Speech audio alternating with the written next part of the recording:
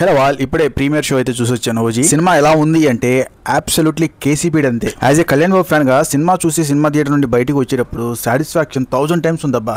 ఏం తీశారా బాబు సినిమా సుజిత్ అనిపించింది. మొత్తానికి బ్లాక్ బస్టర్ హిట్ అయితే కొట్టేశాం. లాస్ట్ 10 years నుండి కళ్యాణ్ బాబుకి ఇలాంటి సినిమా కొట్టి పడుంటే వేరే లెవెల్లో ఉంది. కళ్యాణ్ బాబుని మేము ఎలా చూడాలనుకుంటున్నాం అనేది మాత్రం ఒక హరిశంకర్ తర్వాత ఫ్యాన్స్ పల్స్ ని పట్టుకుంది మాత్రం సుజితే. మామూలు సంభవం కాదు భయ్యా మనకి ఇచ్చింది.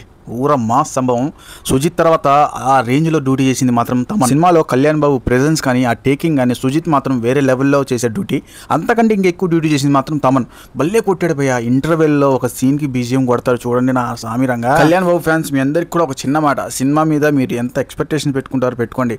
సినిమాలో ఒక ఇంచు కూడా తగ్గదు మీ ఎక్స్పెక్టేషన్స్ కి. మంచి సౌండ్ సిస్టమ్ ఉన్న థియేటర్కి వెళ్ళండి. నేనైతే గుంటూరులో పల్లవి థియేటర్కి అయితే వెళ్ళాను. మన ర్యాంప్ ఆడిచ్చాడు ఆ సౌండ్ ఆ థియేటర్ లో. ఇంకో ముఖ్యమైన విషయం ఏంటంటే ఈ మూవీ సాహు మూవీకి లింక్ అయి ఉంటుంది. కరెక్ట్ గా 2 నెలల క్రితం అనుకుంటాను హరిహర వీరమల్లు సినిమా చూసి థియేటర్ నుండి డిసప్పాయింట్ గా వచ్చాను బయటికి. ఈ సినిమా మాత్రం నన్ను అస్సలు డిసప్పాయింట్ అయితే చేయలేదు.